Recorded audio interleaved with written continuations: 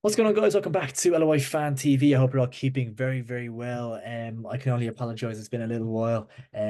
Self and Nick been away and bits and pieces like that. So it's been a bit of a good old stretch since the last preview video. Obviously, there's a break in the league as well. But yeah, Luke, been a long time. How you keeping, man? Good to see you. Yeah, it's good to be back. Yeah. Well, it's good to be back from a personal perspective, but not from a team perspective. You're fucking delighted to be back.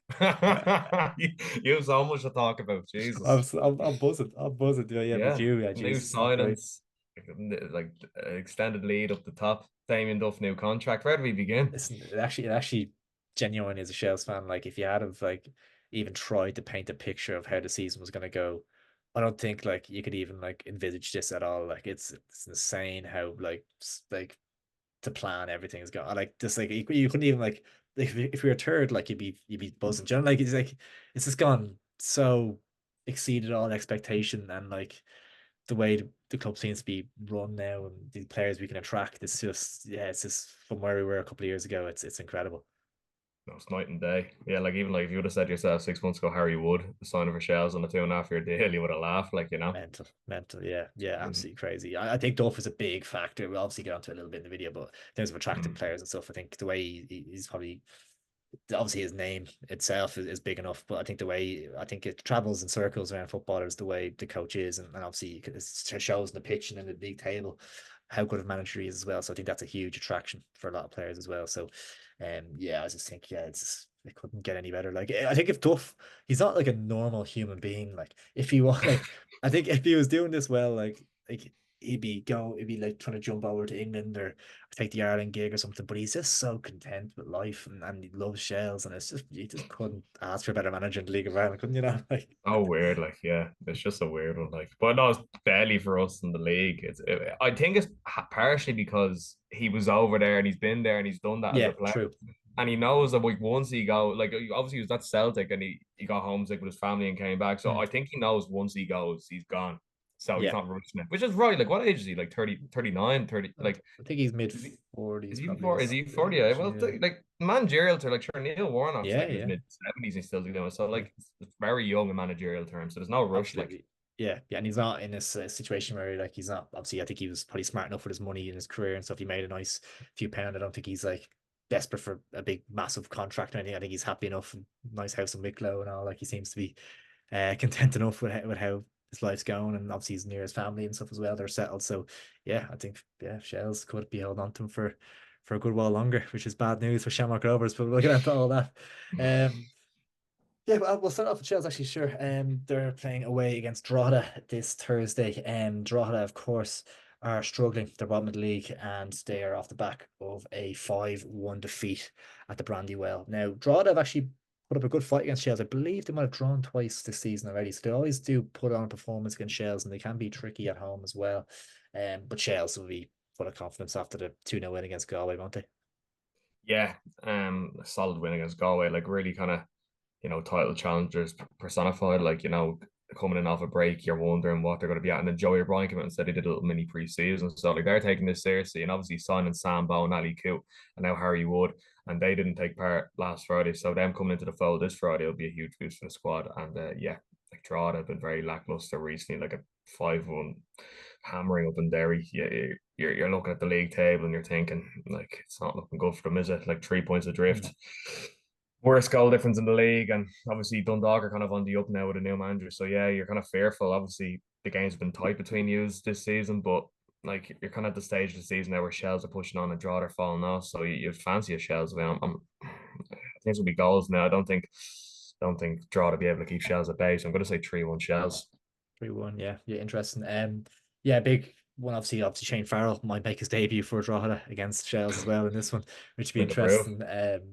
But I think he's a decent pickup for Drogheda as well, and I think they made a couple of other signings alongside that, which they definitely need to kind of bolster the squad to give them a fighting chance of staying up. And Dundalk are definitely catchable. I mean, it's only 3 points in the difference, and it will be probably a two-horse race down the bottom to try and get that playoff spot realistically come the end of the season. So it's going to be a fight till the death.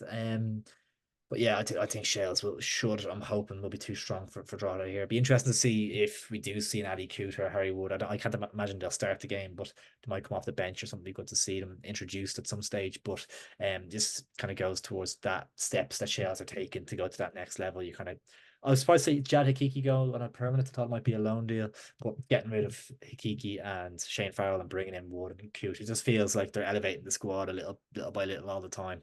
And yeah, I think Shells will be in this title race now. It's the first time I've felt fully confident that we can go the distance now with these couple of additions. Something we didn't touch on as well was, of course, Gavin Malloy departing. Going to Aberdeen, which of course is a huge blow at the back. Like he's been probably one of the best centre defenders in the league so far this season. So obviously you mentioned Sam Bone coming in, but I think Cameron Ledbridge, I mentioned it to you previously as well, like that. I think he's gone under the radar a little bit this season, and kind of profile wise, I think he's kind of a perfect fit to slot into Malloy's position. I think they're a similar height, both left footed, both kind of a similar build. I think profile wise, it's a kind of the perfect replacement nearly already in the building. So that's a bonus as well. And then you've Sam Bone competing for spots. So it seems like we've kind of dealt with that massive loss in the best way possible, and obviously turned into a positive by using the money to go get Harry Wood then as well. So it seems to be, is that a concern for you for Shells losing Malloy, or is it, do you think they have enough to get by? Initially, yes, but what you've done since has been outstanding. Like you kind of would expect a team in that position, like we've found when so Derry, like you sign that kind of 33, 34-year old player's been there and done that over in England, and you bring him back.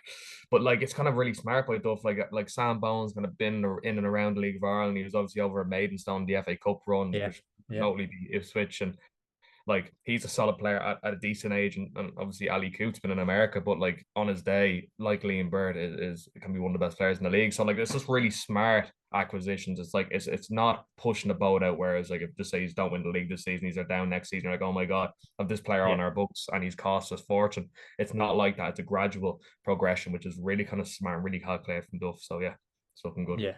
No, it's looking good. You went 3-1 to Shells here. Did I put? I think Yeah. I'll pop in. I'll put in a 2-0 Shells. Yeah, I think they hopefully keep a clean sheet and nick a couple of goals. Moving on then to Galway.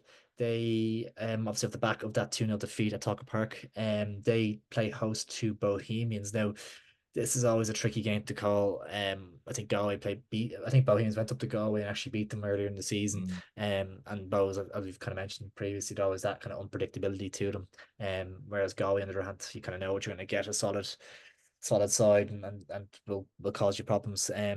Tough one to call this. Yeah, like obviously Bowes have a few new signs as well. Ross Tierney coming back into the league, and That's huge, actually. Yeah, Nick Kavanagh coming in from Brighton. So two good young players there. Yeah, it's still not filling me with confidence though. Like Bowes are like I was looking at the league, like they're eight, like 3 points adrift to seventh. I know the two games in hand, but it's really grim. And obviously there's that controversy we didn't touch on either, like with yeah. Alan Reynolds in the 21s. What was Like your thought on that? ah, like obviously it was a pre-contractual agreement Mm, between the clubs when they were hiring, so the owners knew about it when they were giving Reynolds a yeah, job. So like it's a double-edged sword, like, but it's not a good look, is it? Like it's no, not a good no, look. Like if we want to be moving forward as a full-time league, like we can't have managers off at 21 camps, like you know what I mean? Like it's just yeah, ridiculous. So like yeah, this game like it's a tough one to call. Like Galway kind of, I know they're what, in fifth, so they're still having an outstanding season, but like yeah, they were. I don't like. What did you make of them? Um, kind of yeah. yeah, against Shells, I kind of caught the highlights of it, but from all accounts, I think it was a comfortable enough win for Shells. Now, in fairness, Galway did have a penalty saved by Conor Kearns, kind of late on. So if they had scored that, they would have been right back in the game. It would have been a nervy finish. But I think for the most part, Shells were comfortable enough. I think Galway were a little bit more lackluster than you'd expect them to be. And yeah, I think Shales has had that little bit more quality than Galway. And I think it's kind of one of those where I think Galway will peter out a little bit as the season goes on. I think I'll see that new promotion bounce carries them a long way. And I don't not saying they'll be in any kind of relegation battle at all towards the end of the season, but I just think they'll kind of peter out into kind of a sixth or seventh kind of. They'll slow down a little bit, and they have a ceiling. Like those players have a ceiling if they're being real. So, six or seventh is a fantastic season for them, and they would have bit your hand off for that at the start of the campaign. So, but I just think in terms of, I know there was some Europe talk and stuff a couple of weeks ago and things like that. I just think they will peter out a touch, coming towards the end of the season, and then they might just kind of plateau to sixth or seventh. Yeah, so they brought in Junior there, which is a bit of like that could be a hit or miss sign. Obviously, got the Golden Is Glove. that Junior It's that like was with Golden Derry and Boot. all, is it? Yeah, that's him. Yeah, he Jeez, got the that's a Golden Boot. throwback. I didn't know he was Yeah, still proper knocking around, to be throwback. honest. Like he he was at Bowes, I think, his last club, and he Yeah, wasn't too good there. He went up the north, but like, yeah, yeah, that's a hit or miss one. You see what Johnny Caulfield can do with him, but yeah, like this game, there's not a winner jumping out at me. I'm gonna go with a 1-1 draw. What do you yeah, think? yeah. I think I'm gonna, just for the sake of um argument, I'll go for 2-1 Galway. I think Bowes is concerning. I know Ross Tierney will give them a bit of a boost. Lee Kavanagh is interesting, as you mentioned as well. Like, remember, I think did he go over to Brighton with Ferguson at the time, or it might have been, could have been It Andy would have been, Moore, it would have been actually. So around that one time. of those, I think they went out over together from Bray, I think, and kind of highly tipped. So it'd be interesting to see. I think he needs obviously that game time, and it could be a shrewd signing, but they probably need a bit more experience, that bit more kind of proven LOI quality. It's just a kind of, it shows how bad Bows have been recruitment wise, that they signed Sten Reincourt and Michael Lylander. I think they both signed both on multi-year deals potentially, Mm. and they both left on by mutual consent halfway through the season. It just shows you what a mess that situation was. And I think Fenlon has a lot to answer for, to be honest. I think he was kind of the spearheading that recruitment, really. So it's just a mess at Bows, and it feels a little bit. I think Ross Tierney is a good signing. I do like Ross Tierney, but it just feels a little bit like they're falling behind the kind of pack where they wanted to be, if they wanted to be challenging with your Shells and your Pats to break into that top three picture. They just seem to be falling way behind in what they're doing. So, yeah, I think Galway might just have enough to nick this, but this is one of those games that could go either way. I got 2-1 Galway. It's fair. Bowes are shambles, to be fair, so it wouldn't surprise me. Shambles, love it. Uh, Next up, we do have Sligo Rovers. They play host to Derry City. Now, I can't remember what Sligo Rovers' previous result was. Do you? Ah. I'll let you cover this one. Sligo Rovers, of course, picked up a fantastic 2-0 win at Showgrounds against Shamrock Rovers. Um, and they're playing against Derry City, who obviously themselves picked up a fantastic 5-1 win against Drogheda. Now, obviously, um, yeah, they're playing another title contender. Can they knock another one off the list, or what are you thinking? Well, from a Sligo The perspective, pain, we'll get on to Rovers, but from a Sligo perspective, really impressed.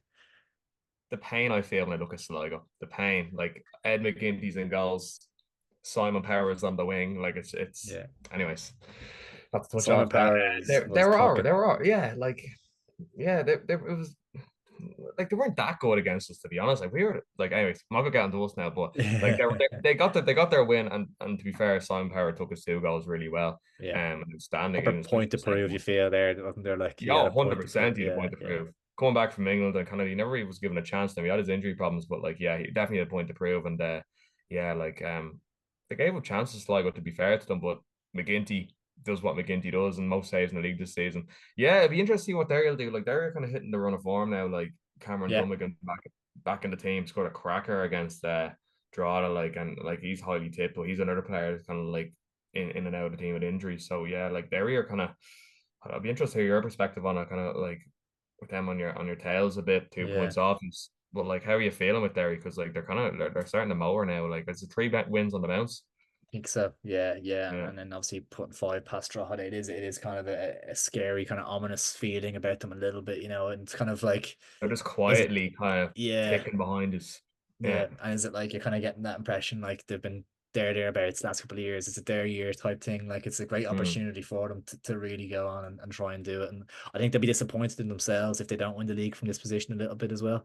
Yeah. Yeah. I think it's pretty theirs for the take. I think they're probably the favourites to win it from this point. I would say. And I do fancy them. They can be hit and miss a little bit as well, but I just think they have a number of players to come back. That I know had a little bit of an injury crisis at one stage, and I was just even Pat Hoban, and I know Colin Whelan's still out injured. I think he's been injured for the whole season so far. The Jonas, there's so much quality in that side. It's a scary side. Patching, McElhenney, Duffy. On your man There's Davenport, he's played for City as well. Another yeah, acquisition there, yeah, midfielder. So yeah, like it's they have strength and depth, and like obviously Europe, like both yourselves are in Europe now, and you've both kind of a mm, favorable first round, more challenging second round. But like yeah, like Derry really have a good squad, don't they? Like it's deeper than really probably good. it's even deeper than ours, deeper than Yeah, yours anyway. yeah, So they're if they don't win the league this season, I can't see them winning the league, like you know what I mean, for a yeah, while, because like this is a yeah. proper opportunity. They would have Just bitten your hand off. And you feel like this is probably Pat Hoban's last year of getting that proper like 15, getting 20 double goals. You digits. know, like, Yeah, yeah. he might start slowing down a little bit after this. So, yeah, big chance to him here. Sligo, no pushover at all. Ed McGitty saying on till the end of the season now as well, which is fantastic news for them and probably the best keeper in the league, to be fair to him. And someone that Shamrock Rovers definitely should have got a hold of. But The one that got yeah, away. yeah, the one that got away precisely. I'll go for Derry just to have enough here. I'm going to go for a 1-0 away win there. Oh, Derry won three in the bounce. They're motoring. I'm going to contradict everything I've just said. I just feel like I wouldn't surprise if they drop points there if they got a I love draw it. or something. It just kind of like I just Derry winning 4 games in a row. I don't know. Maybe it probably will happen, but I can't see. I'm going to go 1-1. 1-1. Love it. I'd love it. I would love it. Next up, we do have Waterford at home to St. Pat's. Waterford picked up a really nice 2-0 win against Dundalk last week, pardon me. And Waterford, like it's nearly going under the radar as well, how well they're doing. Third in the league. Three points clear of yourselves, I think. In fourth. Same games played. Like I was saying for Galway, like that. Obviously, they were talking about Europe and stuff, and they'll plateau a little bit. But I see Waterford definitely finishing in the top half come the end of the season. Anyway, 100%. They look fantastic. Yeah, oh yeah. I think it's like I can't see them finishing any lower than fifth. Like as you said, they're just like it's funny because we're talking about Galway newly promoted, like kind of like hitting their ceiling. But Waterford you don't get that impression with Waterford. Like you look in No, like Paul Jammins and like Samoa and so on. Like there's so many good players, like, and it's mad. yeah, Like Keith, like it comes back to Keith Long again. Like one of the best managers in fantastic the league. manager. Yeah, yeah. I still Yeah, think it's Bows are cracking. mad to let him go back in the day. Like back a couple of years ago, Oh, they're mad to let him ridiculous. go. Like Yeah, he built like 3 squads there and he was yeah, successful with all of them, to be honest, like for what they were at. Like when he yeah, took over at Bose, they were like getting relegated. So like yeah, the job he did there, and I feel like the fans didn't appreciate that at the time. Like, right, we'll get rid of him, we'll move on. And yeah, the proof's in the pudding, they haven't been nowhere near as good since. So like yeah, like he's outstanding. Obviously if Damien Duff was on top of the league with Shells, he'd be kind of a shoe-in for manager of the year. But yeah, yeah. they're definitely the two outstanding managers. So yeah, and like you'd fancy Waterford to get something out of this game, especially how Pats are faring at the moment. Yeah, what you make of Pats? It's kind of an interesting one. I think it's going to be a season where, um, they'll probably finish mid-table or maybe a late dash for Europe. But I think it's going to be one where Kenny's just trying to implement that style of play, building towards next season. I think they made a couple of nice signings. Joseph and Yang coming in to kind of sort out that goalkeeper position, which was an area of concern for them. They brought in a fullback as well. Um, but yeah, I Oh, think I think the rest of the season will just be one of those where they'll win one week, they'll lose the next, and they're just kind of building those patterns of play and start of play for next year, really. yeah, it doesn't seem like there's much pressure on even the players and Pats as much like No. they're all playing for futures, but like Kenny's definitely looking toward like he's signed a 5.5 year deal. Like Yeah. it's ridiculous. Like I think next season they're gonna be a cracking team. Like even they're Yeah, they being like will. Danny Mandrea was at the game there watching them on Friday, like Yeah, and like interesting one. Joseph Anang signed, and now they're saying a bank was going to go back on loan, and they got that Galway left back who's a solid player in time. I watch them like they're building a solid team. They're going to be there and thereabouts next season. But yeah, as far as this season goes, it's going to be, as you said, a bit hit and miss. Like that's why I kind of like looking at this game now. Yeah, I just think Waterford are motoring, and I could see them winning at home. I'm going to go 2-1 Waterford. Doing Waterford, yeah, yeah, it's fair.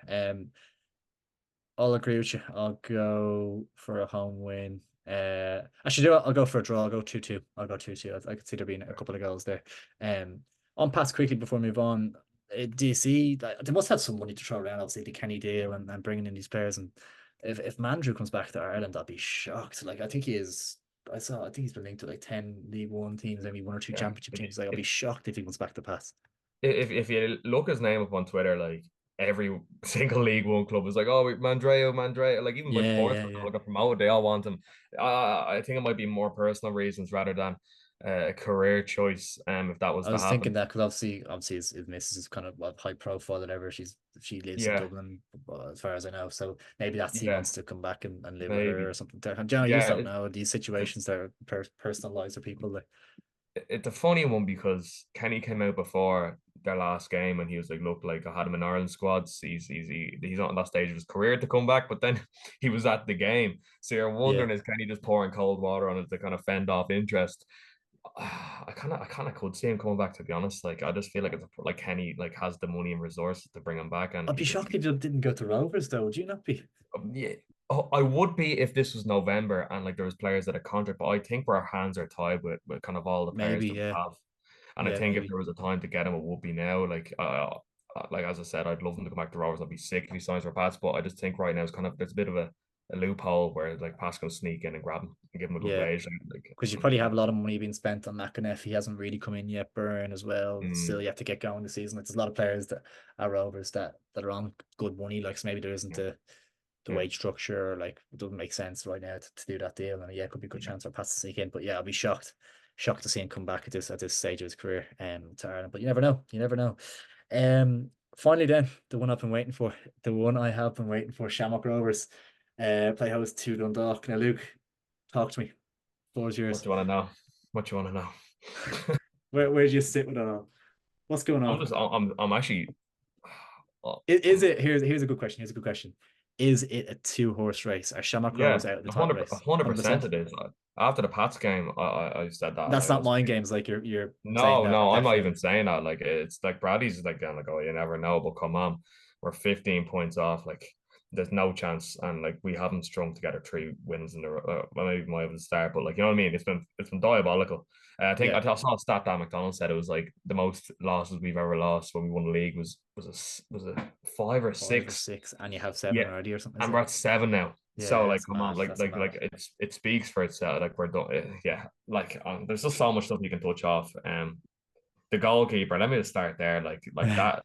That's after cost us the league. Full stop. Like I said it from the start. I usually called it you from the called very it. You start. did. Yeah, You did I call it. knew he'd And be an issue. like put perspective on it. Like you could like this is me being generous. He's cost us 10 points. Let's just say 10 points, right? Let's just say we give Rovers back 10 points. We're 5 points off. You fancy us to go on then and Yeah, catch yeah, us. But yeah, with him and goals, it's just we're fourth. Yeah, and that's the difference. And then like players like I feel like we're very lackadaisical at the start of the season. It was all about Europe and Europe and Europe and kind of like let's bring them back gradually. But like I've watched Jack Byrne now come off the bench for the last month and a half, and he's playing like he's, he's he's just completely off the pace. mm. He's completely off, and like he's on a long-term deal now. He's on very good money, and you just kind of you worry that there's so many players kind of at that stage in their career at Rovers that there's no like hunger to go and win more. And that's Yeah, what the difference is between like yous and Derry. Like you use of young kind of players that haven't really been on top, and they use want to be, and these are out. yeah. These are out doing us. So yeah, there's just lots of things. Because you I don't want that, know. you want that blend, don't you, between like young lads coming in? Because Yeah, probably have a couple, you probably have your Noonans and your Nugents and stuff, but there's not enough. I it's think not there's a lot enough. of players that Yeah, are comfortable at Rovers. They're very comfortable in their on their wage packets. They're on decent yeah, deals, and they've won 5, 6 league titles, whatever it is, and yeah. they're not up for the fight. I don't think as much as Shells and Derry really. Yeah, and like there's so much riding on Europe now for us. Like Yeah, if like we lost 2 million last year in the accounts, and if we miss out on Europe again, it's going to be catastrophic for us, especially with us not getting Champions League next season. So yeah, like yeah, we're Jesus, yeah, like I think our league form's going to probably get worse or gets better because like there's going to be proper focus on that now next week with the European ties. So yeah, it's just such a unique one because we've been so privileged to win 40 with leagues over, and I've seen some Rovers fans be like Bradley out, and I'm like, what are you talking it's about? Like crazy, crazy. he's won 5 trophies in the last 5 years, won FA Cup and 4 leagues. Like we're blessed, and like it's just It's like United fans asking for Ferguson to be sacked like yeah, it's 2002 or something ridiculous. when And the like I Invincibles don't happened care or something. if he's fourth or if he's eighth, like 4 leagues in a row gives you time. And like this Yeah, squad's at the stage now where lots of senior players are out of contract at the end of the season and we're going to rebuild. So I'd love to give him that. He deserves it. So yeah, I've been sick by hearing some Rovers fans saying that. yeah, yeah. No, 100%. Interesting one. Rovers and Dock. Obviously, I think it was a draw early on the season at the Tala Stadium, wasn't it? Yeah. But did they And if we beat you at lost up Oriel then there, as well? yeah, they beat us Yeah, one yeah, now. yeah. Jesus, yeah. Okay. I do fancy Rovers to win this though. I think they should have enough. Obviously the disappointment from last week should try like help them to kind of Mm. bit of a bounce back from that. You'd imagine to be kind of hopefully some players ready to go. So I'll go for yeah, maybe an unconvincing 2-1 win for Rovers. Sounds about right. Yeah. Yeah. So unconvincing sounds right. All right. Yeah, I was thinking 2-1, but I'm gonna be different. I'm not see, I was gonna say 1-0, but like we could see goals for fun. Mm. But I want Yeah. to have us winning the game. So like I don't see Yeah. 3 goals in us. I go on. I'll be optimistic for Europe. I'm being very optimistic right now. 3-1 Rovers. I don't 3-1 believe it. I'm Rovers. just saying that to be different. Yeah. 3-1 Shamrock Rovers. We shall see. Well, guys, there you have it. an action-packed episode. Obviously, had plenty to catch up on there, so probably plenty more to discuss before the transfer window's out. So we might do like a little transfer show video or something like that coming soon. So just to catch up on all the little bits and pieces and go into things a bit more depth. But yeah, there are predictions ahead of Thursday evening's games. Don't forget they are on Thursday, not on Friday this week. And let us know your predictions down in the comments below. Do drop a like in the video if you did enjoy, and please do subscribe as well. It is much appreciated. Luke, a pleasure as always, my friend. Good to be back. Back, Ross. Cheers.